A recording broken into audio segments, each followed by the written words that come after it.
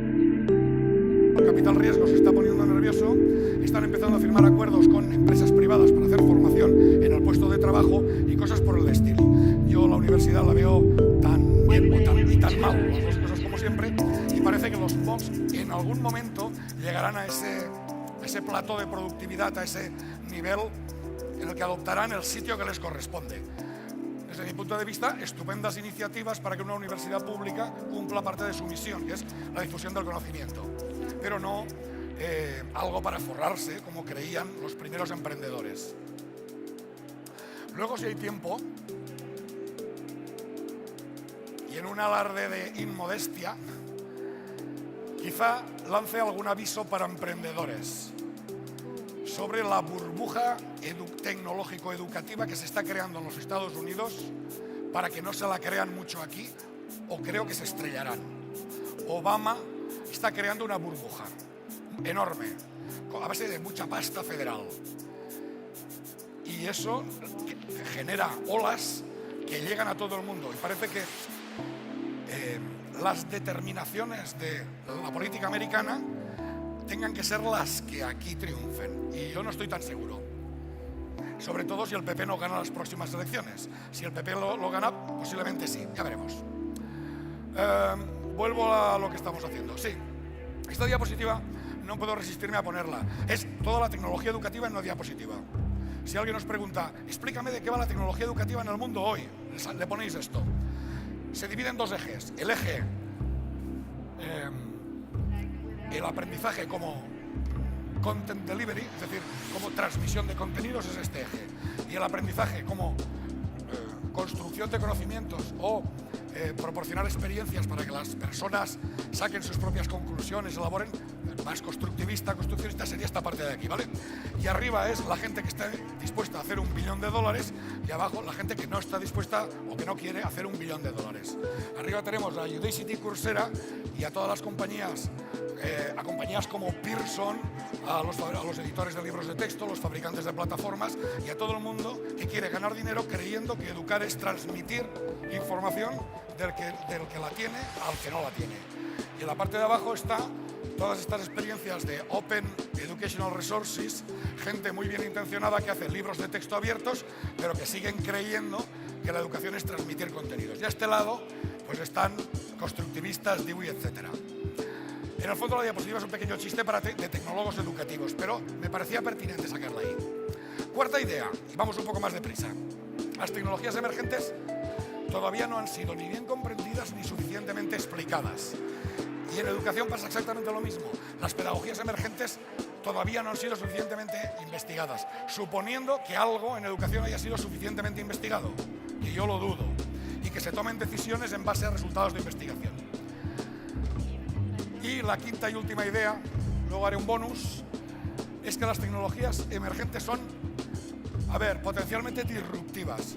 Si conocéis la teoría de la innovación disruptiva de Christensen, últimamente he recibido muchas críticas porque es un patrón muy rígido para explicar lo que ocurre en los nuevos mercados. Y algunos de los ejemplos que utiliza los entra a martillazos. Pero bueno, es una idea interesante. En educación yo haría una salvedad. En educación se aplica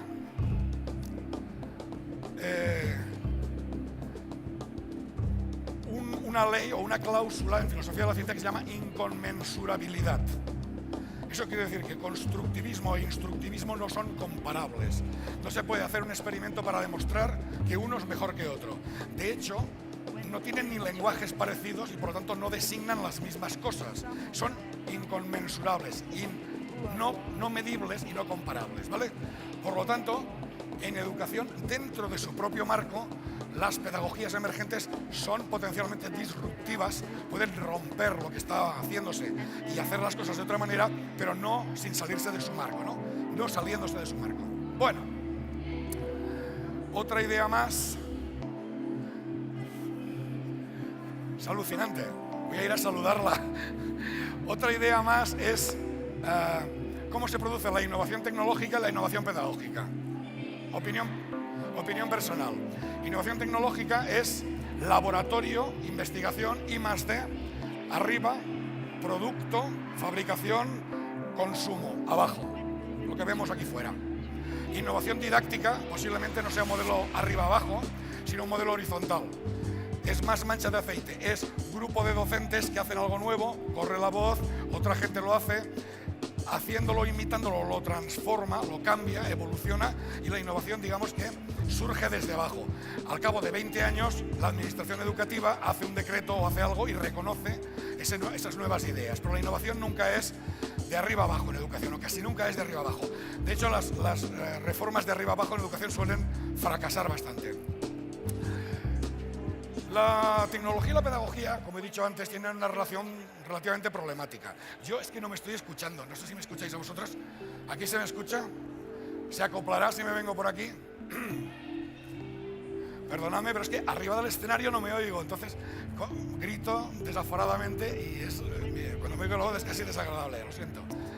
Decía que la relación entre tecnología y pedagogía es compleja. Lo voy a explicar muy simple, ¿vale?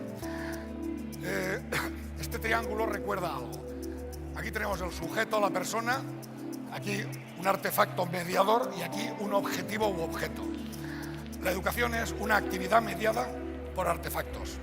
Imaginaos, profesor, objetivo enseñar a través de ordenador, libro de texto, plataforma, lo que sea, ¿de acuerdo? Cualquier tecnología. Sin embargo, cuando descomponemos lo que hay dentro de un artefacto, algunos autores, bueno, os recordará algo esto. Algunos autores han propuesto la siguiente idea. A ver si lo explico que me entienda yo mismo. Los instrumentos y tecnologías que utilizamos las hacen personas y grupos de personas. Esas personas y grupos de personas los hacen con un propósito, con un objetivo en mente. Ese objetivo es lo que se denomina esquema. El artefacto, la cosa, contiene una idea de utilización. Dejadme que os ponga un ejemplo y lo veremos enseguida. Una plataforma de e-learning, Moodle, Blackboard, parte de un modelo más bien explícito de cómo se enseña y cómo se aprende, de cuál es el rol del alumno y el rol del profesor, de cómo son los materiales y de cómo se tienen que distribuir y organizar. Un blog que no ha sido diseñado para educar posiblemente no tenga ningún tipo de limitación ni facilidad para ser usado en educación, y eso lo hace inmensamente más flexible y más difícil de usar que una plataforma de e-learning. Detrás de una plataforma de e-learning hay un desarrollador o un grupo de desarrollo que tienen ideas sobre educación y por eso hacen la plataforma como la hacen. Y siempre esas ideas van con ellos. Eso significa, con la plataforma. ¿Eso significa que los profesores no podamos usarla de otra manera? No. Quiere decir que ha sido diseñado con esa intención solamente. Cuando complicamos un poco el esquema, nos encontramos con que ese esquema ligado al artefacto lo es tanto en el momento de diseño como en el momento de uso. Es decir, Martin Dougiamas, cuando creó Moodle, tenía una serie de ideas en la cabeza e intentó plasmarlas sobre cómo se enseña y cómo se aprende en su plataforma. Pero cuando esa plataforma se pone en mi universidad, el profesorado de mi universidad la utiliza de acuerdo con sus propias ideas, que a veces coinciden y a veces no coinciden. Y que en muchas ocasiones, pues bueno, Moodle se ha hecho muy complicada y hay partes enteras que no se utilizan prácticamente en mi universidad, ¿de acuerdo?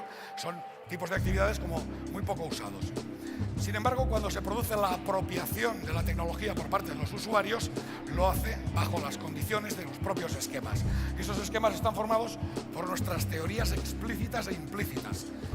Las explícitas están muy bien porque se pueden ver, pero las implícitas en ocasiones son más difíciles de ver, son más difíciles de comprender, pero marcan tanto como cualquier otra teoría.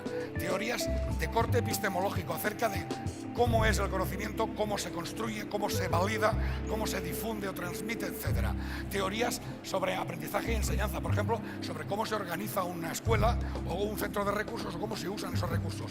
Y finalmente, teoría sobre el papel de las TIC. Una de las cosas que seguramente no hace falta que explique, porque si no, no estaríais aquí, es la visión que tienen muchos de nuestros compañeros en educación de que las tecnologías de la información y de la comunicación sirven básicamente para difundir conocimiento. Eso da lugar a toda una serie de aplicaciones y de usos donde el protagonista básicamente es el profesor, que es quien difunde el conocimiento. Sin embargo, cuando ven aplicaciones en las que la gente más innovadora les propone poner la tecnología en manos de los alumnos para que los alumnos creen cosas con ellas, se sorprenden muchísimo y en ocasiones rechazan ese tipo de innovaciones. En su esquema de cómo se da clase y de cómo se aprende, no está que el alumno invente cosas. El alumno estudia, hace ejercicios, se examina y punto pelota. No crea vídeos y los difunde por internet. ¿De acuerdo? ¿Por qué? Pues porque en su época no se podía, o porque cuando se creó esa pedagogía no se podía, pero ahora podemos. La pregunta ¿es beneficioso crear vídeos y difundirlos por internet? ¿Se aprende algo? ¿Hay algún peligro? ¿Cómo podemos hacerlo? Contexto de uso, profesor, contexto de creación y lo que estaba explicando. Vamos a pasar rápidamente por esto. Ahora volveré a algunas de las características que yo humildemente veo entre los compañeros más innovadores que están haciendo cosas en el aula, y si os parece discutimos un poco de ellas. Pero antes me gustaría señalar al enemigo, la cara oculta de la luna, el lado oscuro de la fuerza. Luego le pondremos cara al lado oscuro de la fuerza, no os preocupéis. He traído una foto, una diapositiva de otra persona que lo resume perfectamente esto, pero tardaremos 2 segundos en verla. ¿Cómo son estas pedagogías de la reproducción y del control? Pues bueno, están basadas normalmente en teorías de corte conductista o a veces cognitivista de mediados de los años 50.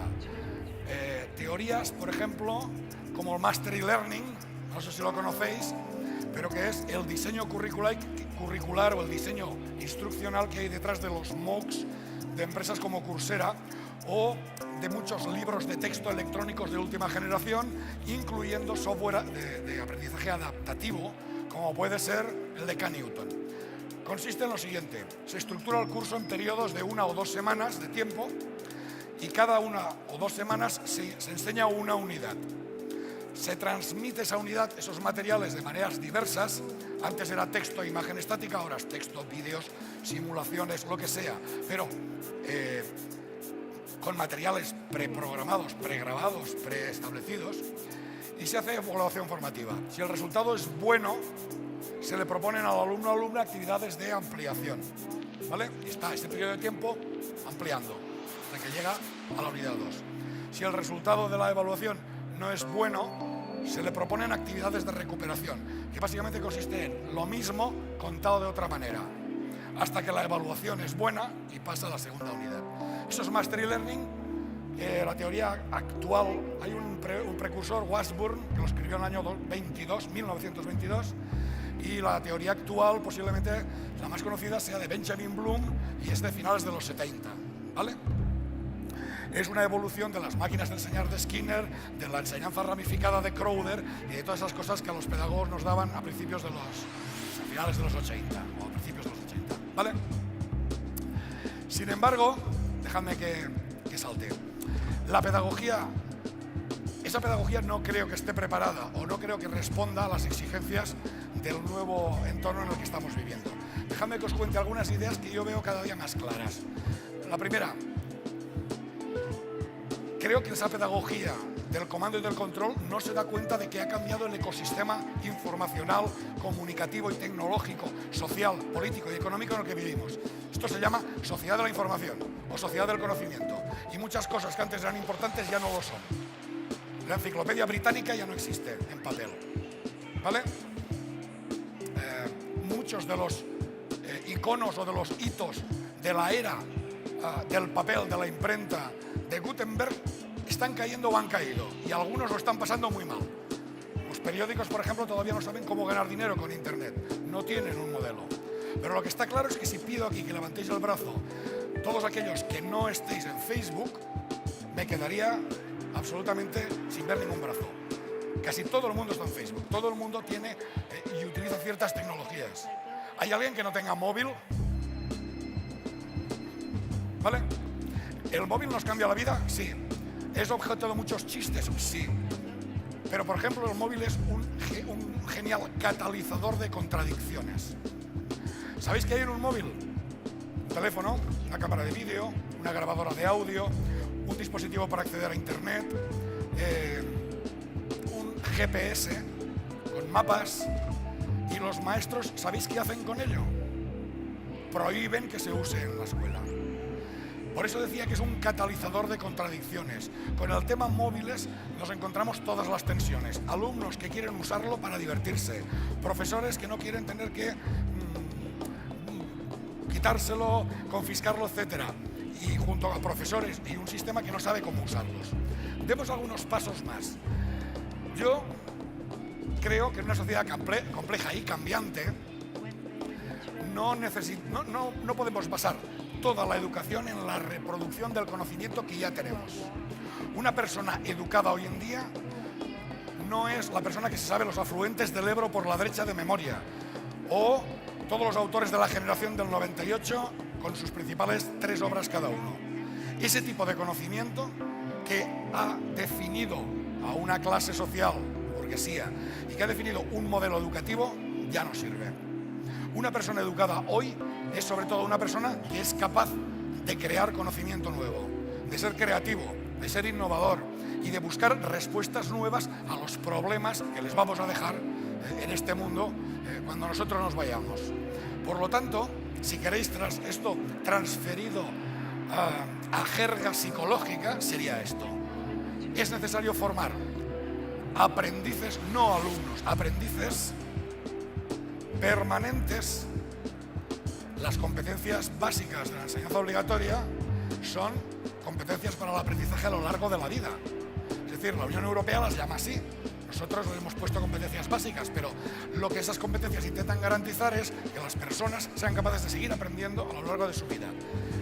Autorregulados en un primer momento, es decir, ser capaces de, cuando les das un objetivo, perseguirlo y autorregular ese aprendizaje propio, y luego, por favor, autodirigidos. Es decir, aprendices permanentes que deciden qué quieren seguir aprendiendo. El conjunto de oportunidades sobre cómo aprender en este contexto informacional nuevo de redes, nosotros, unos colegas, la profesora Linda Castañeda y yo, por ejemplo, lo llamamos entorno personal de aprendizaje, siguiendo a un agente que ha acuñado ese término. Es el conjunto de oportunidades que tenemos para aprender dentro y fuera de la institución educativa, pero autodirigidos, ¿de acuerdo? Bueno, dejémonos de citas de autores famosos. Bueno, vale, ya está. Es rápido, John Seely Brown es un mito en los Estados Unidos.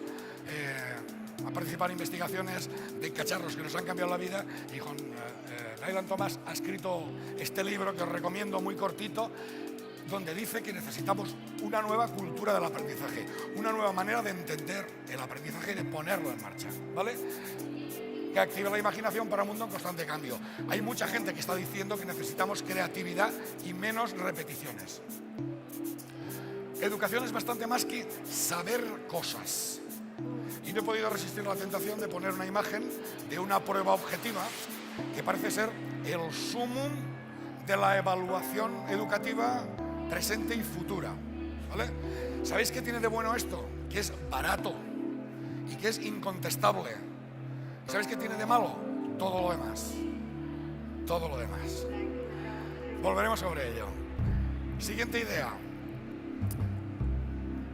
Sobre enseñanza y aprendizaje hay 3 metáforas básicas.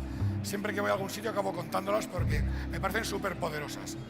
La mayor parte de las teorías de la enseñanza y el aprendizaje escolar, tanto las de corte conductista o instructivista como las constructivistas, se basan en la metáfora de la interiorización o de la adquisición de conocimientos.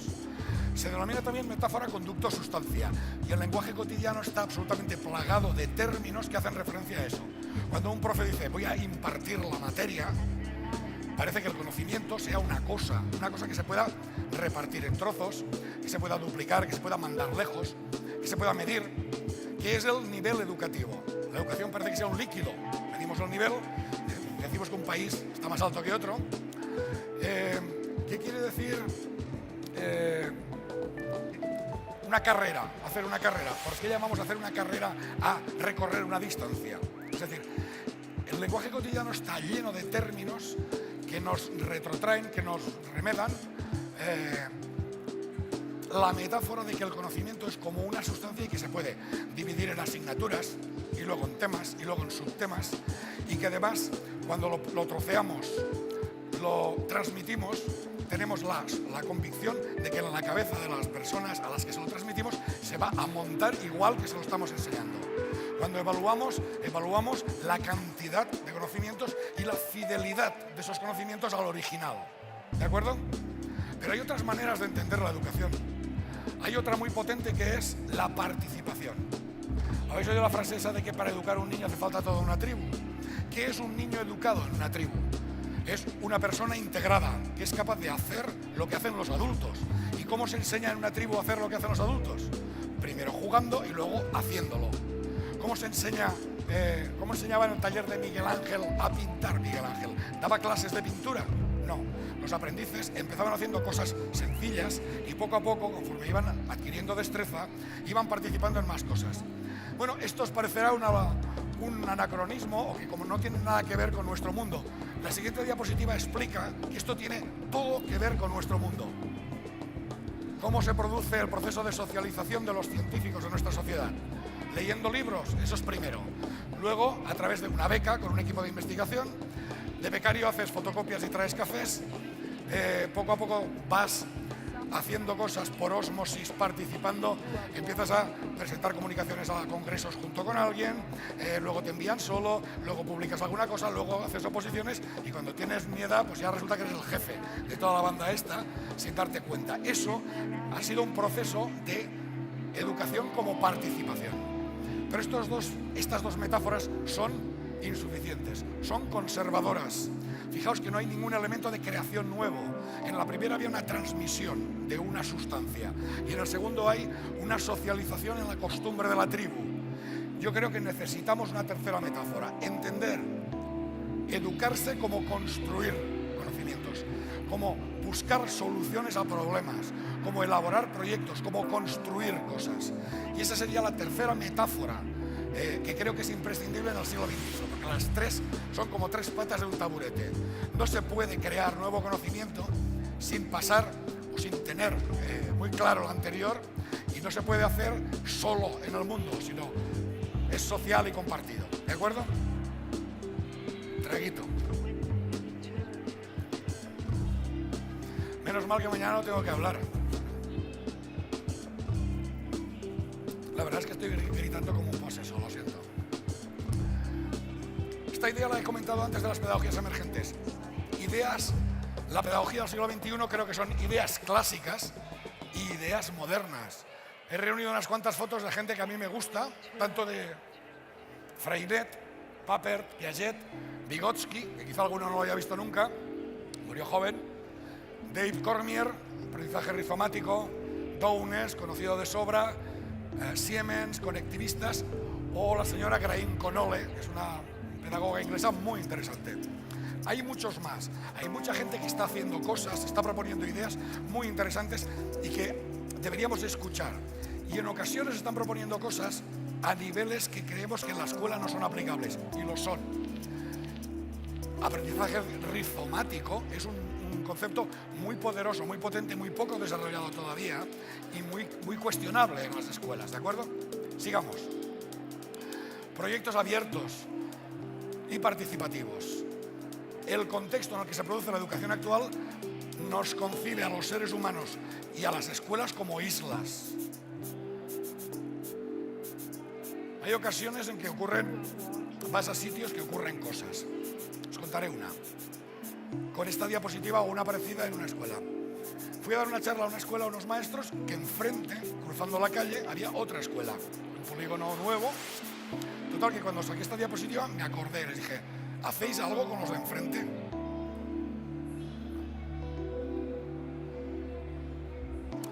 Pero no es porque no puedan cruzar la calle, es porque es organizativamente complicado. Y porque a nivel actitudinal, a nivel mental, no estamos preparados para pensar fuera de los muros de mi aula. Y eso ocurre en todos los niveles de la organización educativa. El maestro o maestra individual, cuando planea una actividad, ¿en quién piensa? Sus alumnos. Pues bueno, hay gente que está empezando a pensar en abrir las puertas, en romper los muros y en que sus alumnos y los de otros profesores colaboren haciendo cosas. Y están apareciendo proyectos en los últimos años muy interesantes. Es otra mentalidad a la hora de planificar didácticamente. Y hay directores escolares que creen que su escuela no es una isla rodeada de tiburones, sino que está bien colaborar con otros. Por ejemplo, con otras escuelas europeas en proyectos tipo de twinning, etcétera, y viajar allí, que vengan a ellos, y conocer otros sistemas o participar con más escuelas en proyectos que pueden ser locales, no hace falta irse muy lejos para hacer cosas chulas y cosas interesantes. Es romper la mentalidad de aislamiento y de pobreza tradicionales de las escuelas, de no tener medios para hacer prácticamente nada. Proyectos abiertos, participativos. Combinar aprendizaje formal e informal. ¿Eso qué quiere decir? Acabado el tiempo de clase, parece que no tengamos derecho a planear nada más. Cuando están los niños, las niñas, y nosotros estamos aprendiendo 24 horas al día. Estamos siempre aprendiendo. ¿Por qué no entendemos y reconocemos los aprendizajes que no se ofrecen a la escuela? No los valoramos, no los integramos, no los aprovechamos, y sin embargo hay muchos. Vosotros diréis, ponme un ejemplo.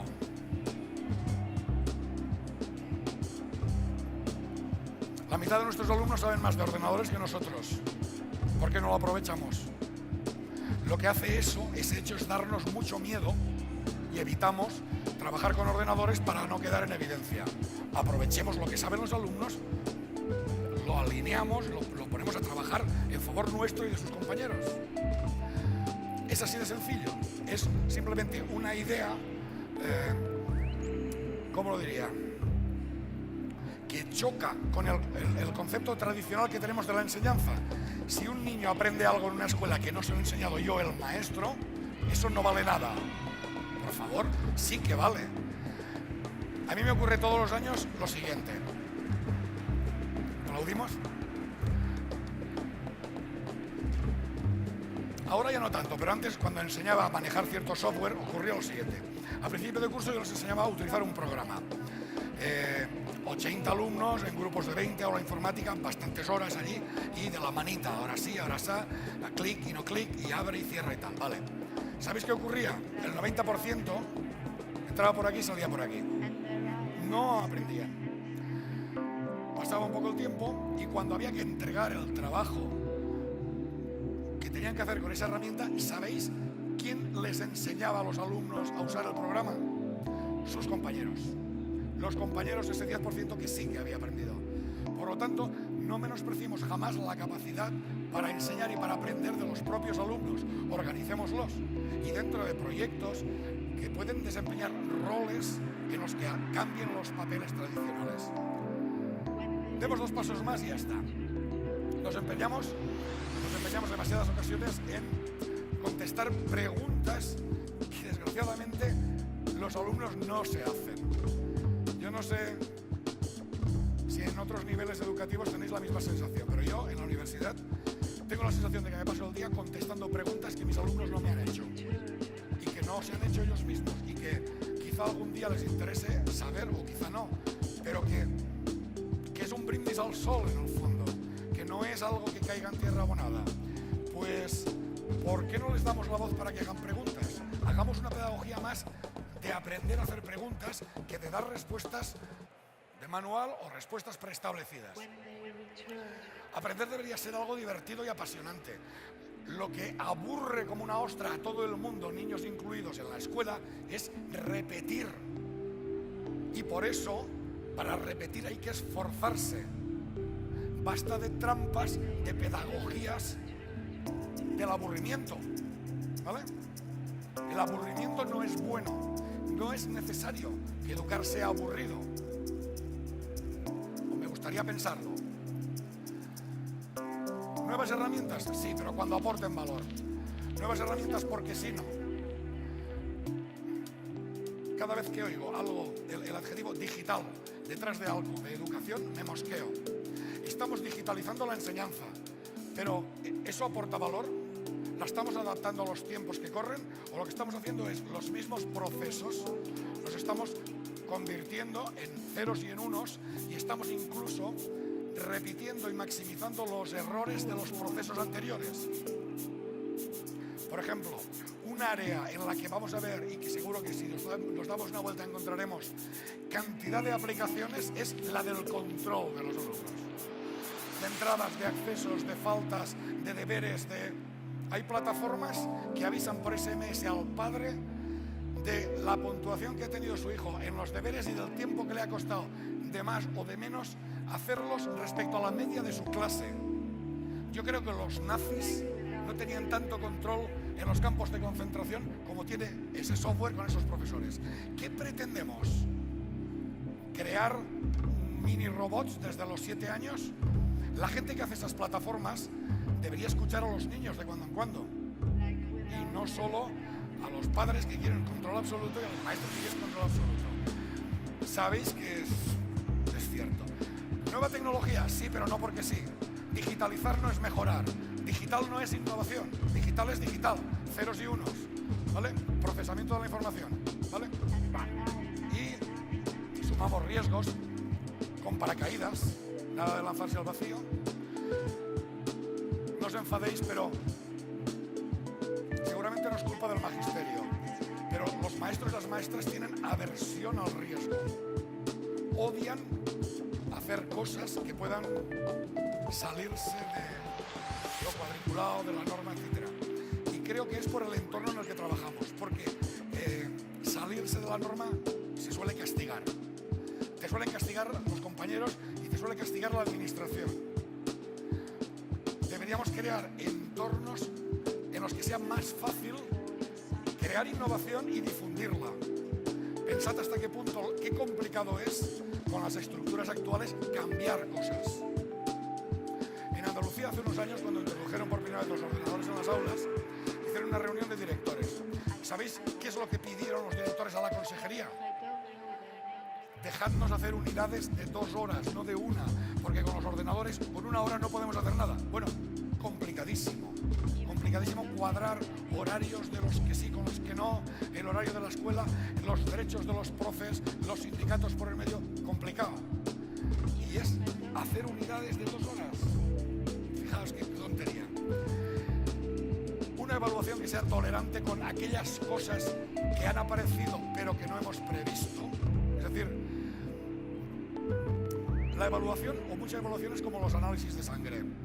Si te miden el colesterol, no te miden la bilirrubina. Es decir, hay que buscar algo en la sangre. ¿De acuerdo? La evaluación es igual. Cuando evaluamos la prueba, el test, el contraste, lo que usamos, mide ciertas cosas. Mi propuesta es que en este siglo, sociedad de la información y el conocimiento, la importancia de crear cosas nuevas, no seamos estrechos evaluando de tal manera que no nos permita detectar cosas buenas que han ocurrido y que no nos daremos cuenta. Es decir, seamos tolerantes con aprendizajes emergentes y evitemos las enfermedades típicas de la evaluación. La cuantofrenia y el rankinismo. No sabía cómo escribir lo del rankinismo. Lo siento si hay algún ministro o algún periodista, pero es que le tienen mucha afición. Voy a hacer una predicción. No sé dentro de cuánto, 1 mes o 2, sale PISA. Se va a montar un cibostio por el PISA de las narices de mucho cuidado en este país. Se monta siempre, porque hay intereses políticos en montarlo.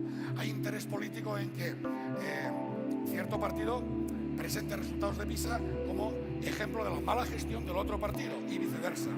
A los periodistas les gustan los rankings. Cualquier cosa que tenga más de 4, una lista de más de 4, a la prensa ya le parece que es demasiado. Igual que le gustan los números redondos y las fechas y aniversarios. Sabemos todo eso. Va a ocurrir PISA, va a haber debate y se va a hablar en los bares. Y lo que nos van a transmitir, ¿sabéis qué es? Que la culpa de todo la tenemos los docentes. Porque tenemos la culpa de todo siempre. Que tú tienes niños en un barrio desfavorecido, es culpa tuya que no aprendan. Que sus padres son de familias desestructuradas, el maestro tenía que haberlo evitado. Los docentes tenemos la espalda muy ancha y, como se ve muy bien en otros países, estamos cargando en muchas ocasiones adecuadamente, es decir, nos lo merecemos, pero otras no, con la culpa de los resultados de PISA o los resultados de cualquier ranking. Es más, el ranking de PISA, si los periodistas se lo dieran en base 10, en lugar de en base 500, no le harían ni caso. Es decir, en base 10 vamos 2 milésimas detrás de Francia en un tema. 2 milésimas es nada, pero 22 puntos en base 500 sí que parece una locura. Deberíamos ayudar a gente a entender lo que son las evaluaciones internacionales, para qué sirven y sobre todo para qué no sirven. Yo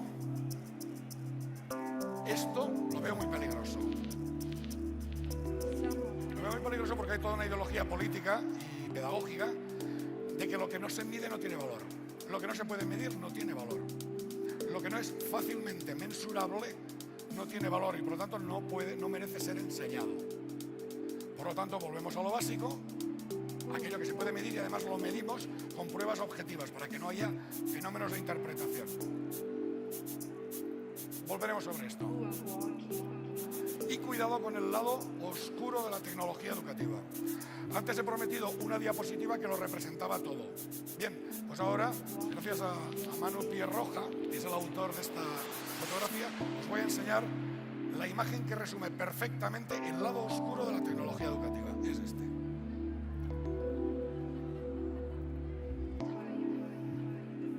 Ideas neoliberales, una reforma basada en la economía de la educación, no en pedagogía o no en valores, disfrazado de Steve Jobs presentándonos el último producto tecnológico del mundo mundial, la tableta. Y gracias a ella vamos a poder volver a la enciclopedia Álvarez de toda la vida, que es lo que hay dentro de las tabletas en los proyectos, no solo de aquí, sino de todo el mundo, que hacen este tipo de cosas. Os dije que resumía muy bien algunas ideas, pero no quiero irme que os llevéis la impresión de que no hay futuro, de que esto es inevitable, o de que la tecnología es el aliado natural de cierto tipo de personas. Y me gustaría pues sacar un arco iris, que es lo que sale después de la puesta del sol, perdón, de la lluvia. Me gustaría sacar un sitio verde con más que brotes, cantidades enormes de hierba, y deciros que sí que hay esperanza, que hay mucha esperanza, que cada vez somos más, que cada vez tenemos más herramientas para comunicarnos y que ya no necesitamos quizá lo que hace 100 años hacía falta para hacer una reforma educativa.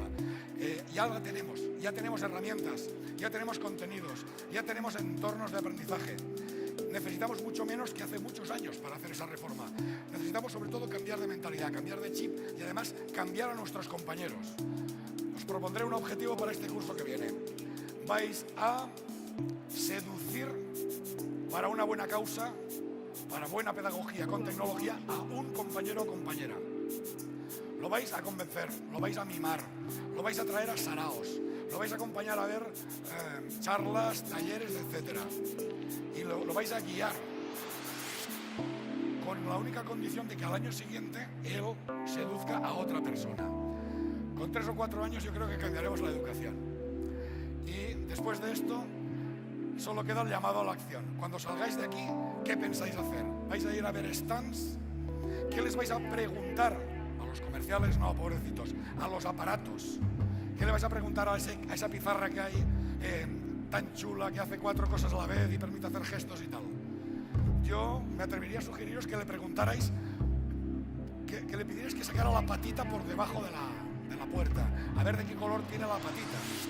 Si la patita es, esto es más de lo mismo, pero digital, decid no gracias.